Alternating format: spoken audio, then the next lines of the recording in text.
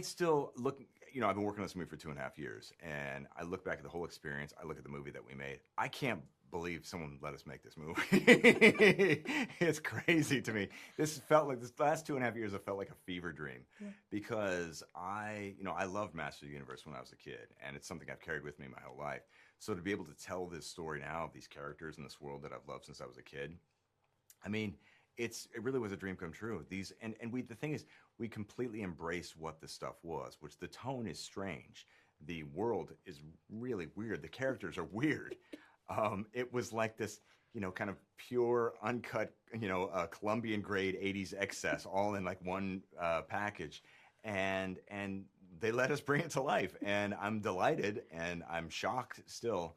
But I think the movie is very kind of distinctive because it really fundamentally embraces what made these characters in this world. So there's a lot. Like, you never have enough money, you never have enough time, no matter how much time and money you have. But I do think that making something like this, it forces discipline. Film is a time-based art. You only have so much time to tell the story, which means if you're going to do it properly, you have to be focused on the story that you're telling. There were so many locations, there were so many vehicles, there's so many stupid props, there's so many characters I wanted to put in the movie as a fan, but then at some point you realize that you're actually doing a disservice to the movie itself, and you're just serving yourself as kind of irresponsibly as a fan. And so you have to strip some of that away. But there was the one character that I really, really wanted to get in the movie that I wasn't able to get in the movie was Merman. He was one of the original bad guys in Skeletor's gang, and he was one of my favorites. It would have required like a big water sequence, which we definitely did not have enough money for that or time. But I think it's one of the things about this world is it's so rich. There's so many places you could go, which made the process for us of making the movie daunting, but also really exhilarating as we were bringing it. It's funny, we do live in an era where, like everything, they talk about things, extended universes, franchises, that sort of thing. I did not approach this movie that way, and I don't approach any movie that I've ever made that way. It's really like I want to tell a complete story from beginning to end that takes you on an emotional journey that hopefully is rewarding, that offers you spectacle and emotion and laughter. And I think this film does that. So the film definitely stands on its own 2 feet. It tells a self-contained story. It's about Adam, but the world of Masters is huge. And if we were to be so lucky to tell more stories, we have a little thing at the end of the movie that shows where this might go. So, and I'm delighted where it could go. I've made that movie in my head. Tone is always very tricky, particularly when you have something as kind of unusual and distinctive as Masters, because there is an inherent playfulness to the material, and yet at the same time we wanted to have great action, we wanted to have kind of grounded drama, we wanted to have keenly felt emotion. We treated the world very, very seriously, even though some of it is goofy. So it's like you do walk a tightrope because you veer too far in one direction or the other and don't elegantly weave it together. You'll get whiplash. Like it won't feel like these things, knit together. And so to me, the thing that made it work was the heart, the strong beating heart at the center of it. And I felt like if we could capture that, the emotional core of the movie, that gives us license to go in a lot of different directions as long as we hold on to that. And I think once we crack that, I had confidence that we could take this movie in a lot of different places, and it would work. And I think it does. It's like there have been so many different iterations of He-Man over the years. There's the OG He-Man, which is the one that I grew up with and loved. But then, kind of with each generation of people, they have their own way into He-Man, if they have a way in at all. And so many younger people, their reference to He-Man were the memes, the Four Non Blondes song.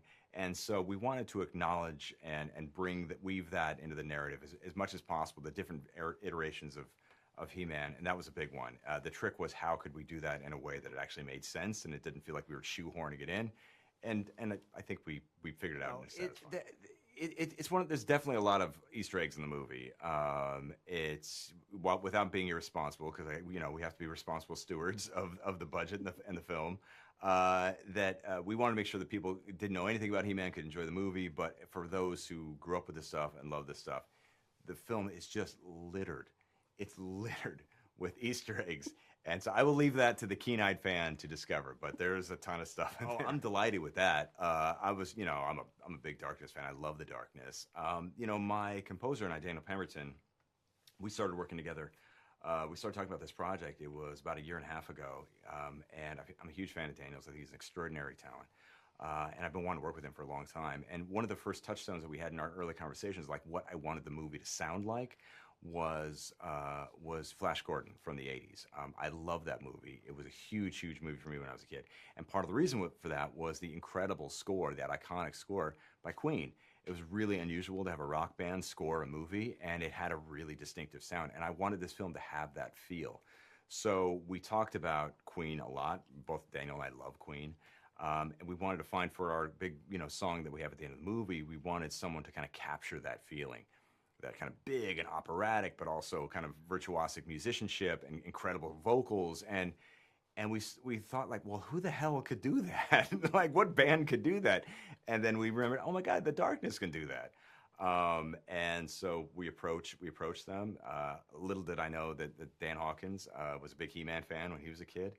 And they fully embrace what it was, and I'm so delighted. It's one of those things, like, you end the movie on a high, and then they just take it to another level. It's so good. The song is amazing. I love it. I absolutely love it. Well, it was a lot easier than I thought it was going to be, because when I knew the characteristics that I wanted in that character, someone who could be vulnerable and charismatic and charming, but also kind of raw emotionally, be able to really, really act, and also he had to be an action hero. I didn't know anyone at the top, and because it's an origin story, it had to be someone who was in their early to mid 20s, or excuse me, mid to late 20s. And I didn't, in the top of my head, I didn't know who could fit the bill. It's a lot to ask of any actor. So you begin the process where you meet with actors, and about 2 years ago, a little over 2 years ago, I met Nick. And as soon as I met him, I knew he was the guy, because, and he hadn't really done anything like this in the past. I mean, he'd done rom-coms and costume dramas, so I knew he was a good actor, and I knew he was funny.